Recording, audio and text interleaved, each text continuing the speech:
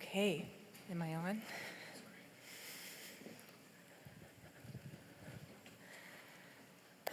So, I want to begin our talk today with you imagining that you're holding a newborn baby.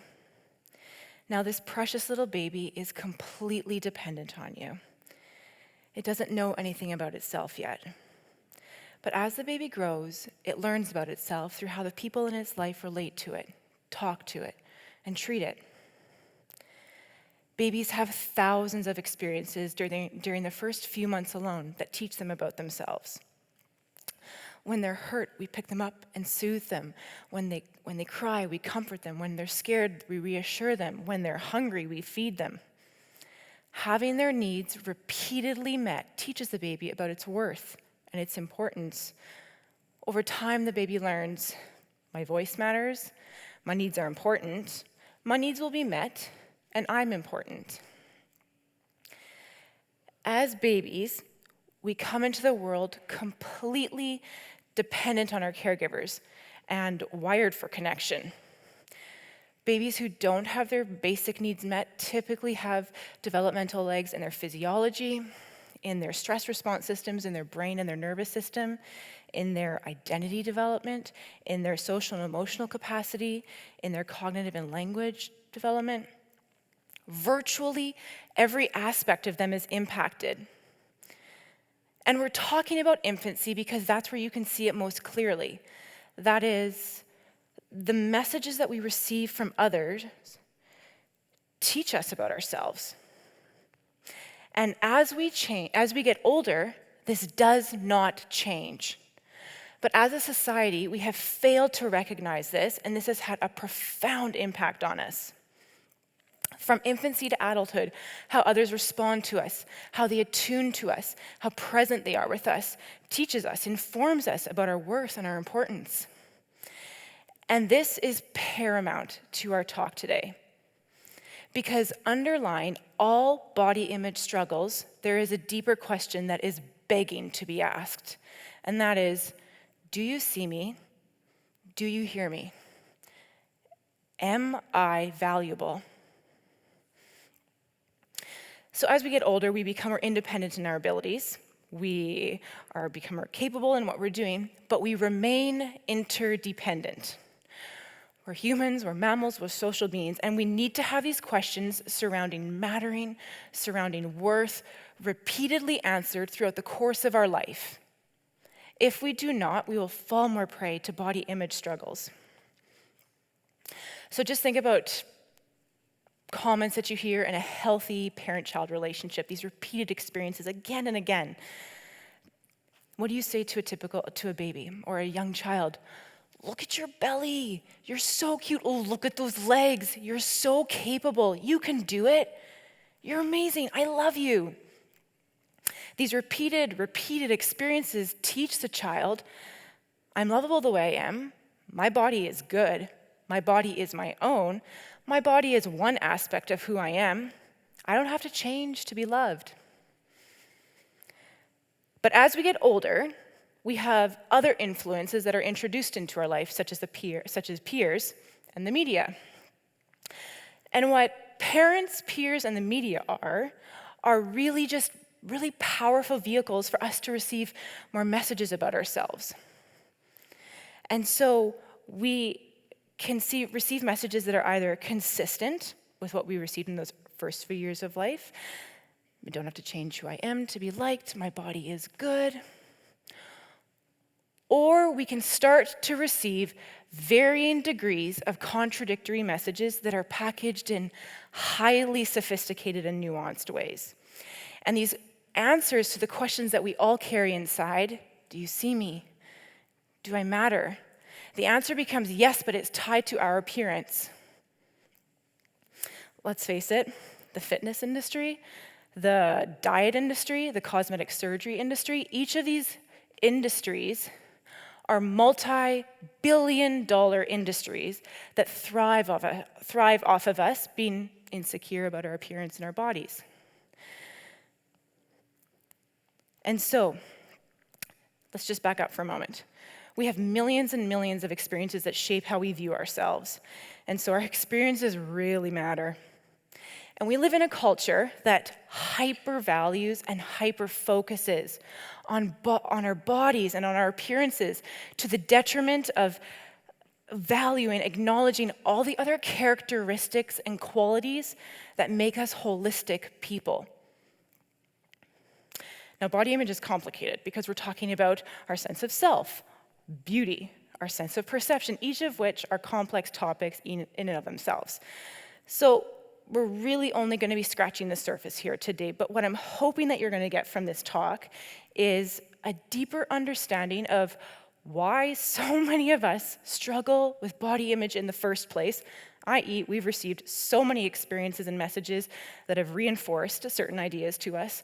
But then more importantly, what in the world do we need to do to reduce our struggling so that we can live resilient lives where we are doing meaningful and capable and significant things with our life?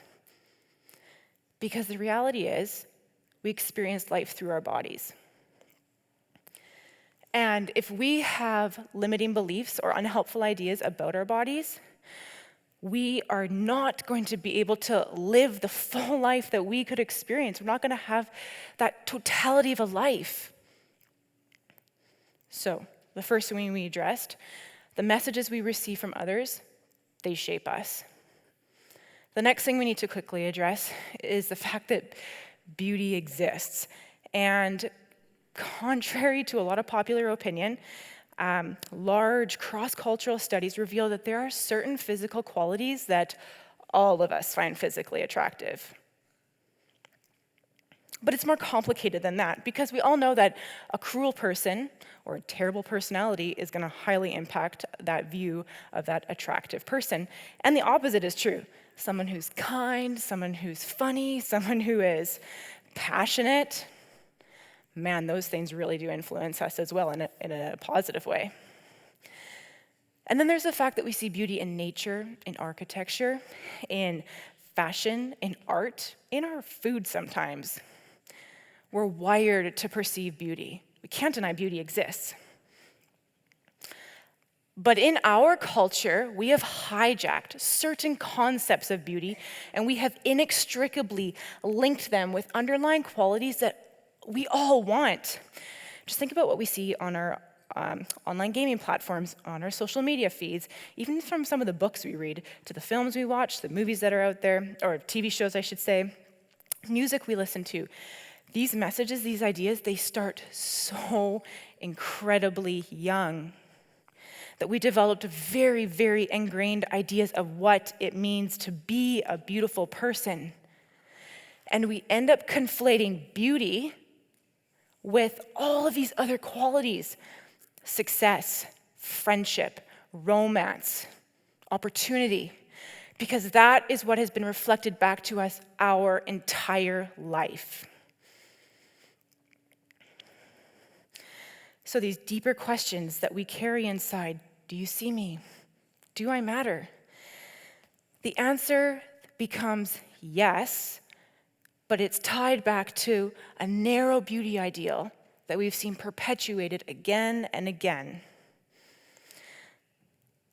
So it makes sense that we carry these feelings and these thoughts deep inside of us. But this begs the question, how do we restore the pursuit of beauty, something that we are all wired for, something that we all want, to its proper placeholder in our life? And moreover, how do we cultivate our entire selves in a culture that, as psychologist Dr. Renae Regehr says, is beauty sick? I want to offer 3 ways. First, we need to be immersed in media literacy, both as children and adults. So I mentioned before, by the time we're about 10 years old, we've had millions and millions and millions of experiences that have shaped ourselves. And these experiences are largely outside of our conscious awareness. So our prefrontal cortex, the part of our brain that's involved in abstract thought, rational thinking, logic, those kind of higher order thinking skills, it's highly immature, still developing when we're younger. So that means we simply do not have the capacity to decode and understand these nuances of these messages that we are receiving. We must be taught how to do that. Yet too often, our conversations around body image are only beginning when our children are entering puberty. And for so many tweens, that's when their body image is plummeting. And so, while I don't believe it's ever too late to reach somebody to nurture a positive body image, if we as parents, educators, aunties, uncles, grandparents, policymakers realize that body image formation ultimately begins when we are very little, we could set up an entire generation to be way more resilient in the first place. The second thing is, as adults, we need to really take to heart and realize that we are not immune to the messages in the media around us because we carry these questions inside of us. The media that we are surrounding ourselves with is going to aim to answer those questions. So we must align ourselves with media that, and hear me to say this, like this, the better part of ourself, the future self in us that wants us to be the best holistic person that it can be. That's the type of media we need to align ourselves with. Because life is made up of a bunch of little choices, from the media we consume, which is a lot these days, to the way we are with our friends, the way we talk about our bodies. And all of these little choices that we make lay the bricks on the road that you and I are going to travel in our life. So one thing I want to quickly talk about is persuasive technology, since we're talking about media literacy. Persuasive technology is technology that changes our attitudes and our behaviors using persuasion and social influence. So think TikTok, Instagram, Snapchat, YouTube, Facebook. What these companies do that own these platforms is they mine our psychological vulnerabilities of what it means to be a human. So we all yearn for connection. We all yearn to be competent. We all yearn to be heard. Most of us yearn for romance. We yearn to have opportunities in our life. This is a field of science. You can go look it up. They mine these psychological vulnerabilities, and then they make it very difficult, regardless of whether we are a child or an adult, but especially if we are a child or a teen, because our brains are highly immature, they're very much developing still, and so you're more vulnerable to these tactics. And they make it very difficult for us to get off these platforms because they understand how to use reward systems where feel-good chemicals, neurochemicals like dopamine, are released. And as a result, we crave the technology. Like, we crave it, which is why we all check our phones like 100 times a day. We quickly check Instagram. We play 5 more minutes of a game. We even just check our email. We refresh the page to see if we got anything new. And it doesn't matter that you know this. Even if you develop this stuff, it doesn't matter that you know this profoundly. If you have a PhD in this field, if you're 5 or if you're 95, these tactics work on all of us because we're humans. One thing that it's really important for us to be mindful of is that when we are consuming technology, we are one person on one end of the screen, and there's an entire team of people on another end of the screen, and their objective is to keep us on as long as possible. So practice media literacy. Make sure your kids know about media literacy. Know how the media you are consuming is impacting you, because it is, all of us. The second thing, what you focus on shapes your reality.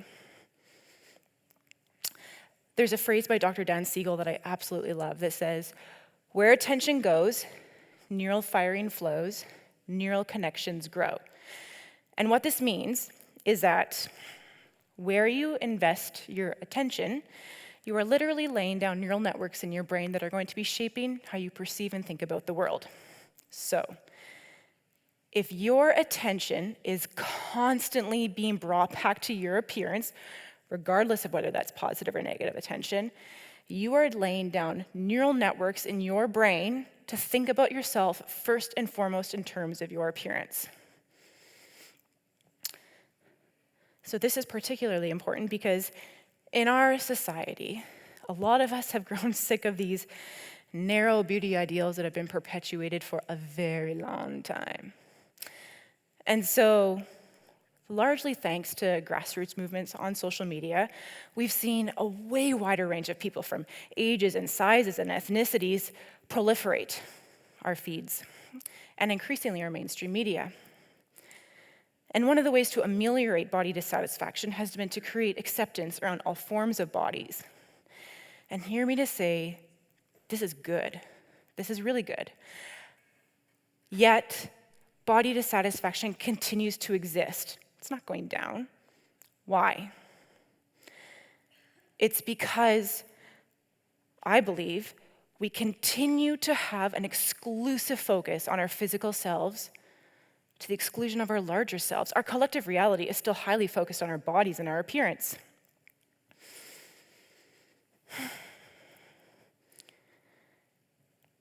And so, what do we need to do? The research is quite clear. For people who have a positive body image, yeah, they absolutely value and they appreciate their bodies. And they cultivate all of who they are. So what does this mean? You practice media literacy, what we just talked about before. If you're following an account that makes you feel like garbage, you unfollow that account and every single account like it. You understand what you're consuming and how it's impacting you. It means that you realize you have untapped potential. So you get offline and you learn a new skill, you learn a new hobby, you learn something to grow these other parts of yourselves. It means that you provide an environment for other people that is not premised on your appearance or their appearance, and you provide this type of safe environment for other people as well. It means that you start to shift your internal voice from noticing how your body looks throughout the day to maybe how your body carries you throughout the day. Now I get it. These things take time, and they aren't captured in, like a hashtag body positive selfie. Developing a positive body image is actually a lifestyle. And so we can continue to embrace all bodies as, good, but we must expand our reality to focus on our larger selves. And then 3,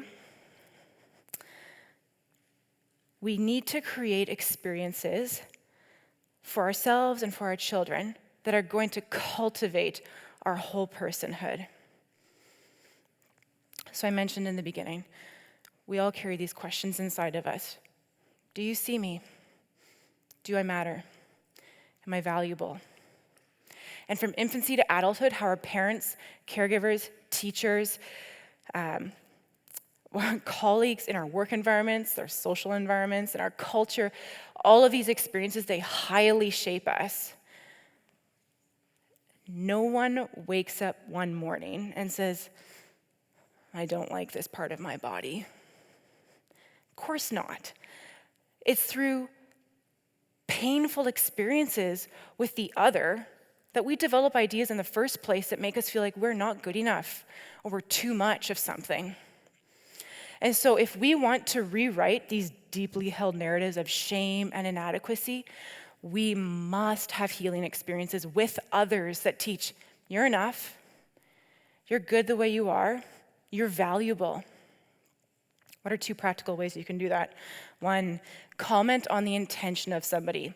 So you're born with a physical self, a physical body. It has limitations, but you're not born with a limitation for how kind or compassionate or brave or hardworking you can be, all of which are life skills. And we all know this. We all know this, but we live in a culture that doesn't reinforce that, so we forget. But what we focus on shows where our value is, and if our value is constant, if our comments are constantly going to our appearances, that's showing what our value is. So if we want to cultivate whole people, we need to acknowledge all the different parts of them. The second way is you can start to notice moving from the way your body looks throughout the day to how your body maybe moves throughout the day. So what does this mean? It means that when you, instead of focusing on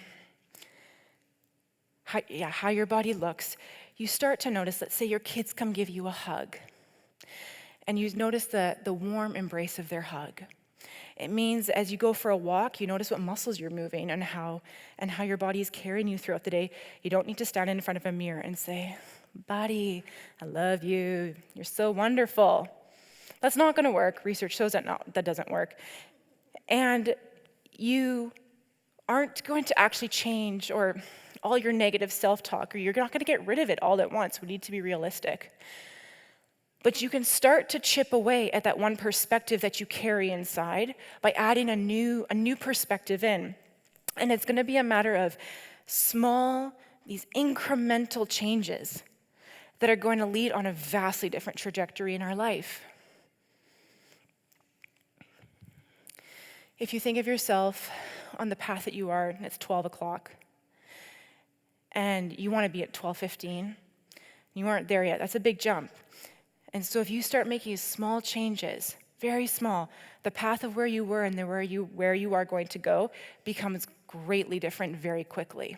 So it's a matter of small changes. So we may live in a world that is obsessed with our appearances and really focused on our bodies. But each of us are individuals who make up our culture. And if we are able to use our time and our energy and our resources to cultivate all of who we are, we would become more resilient, more embodied. We would feel seen and heard. Others would feel seen and heard. And the surprising byproduct that we'd have a chuckle about after is that we actually learned how to appreciate, be comfortable, and like our bodies. Thanks.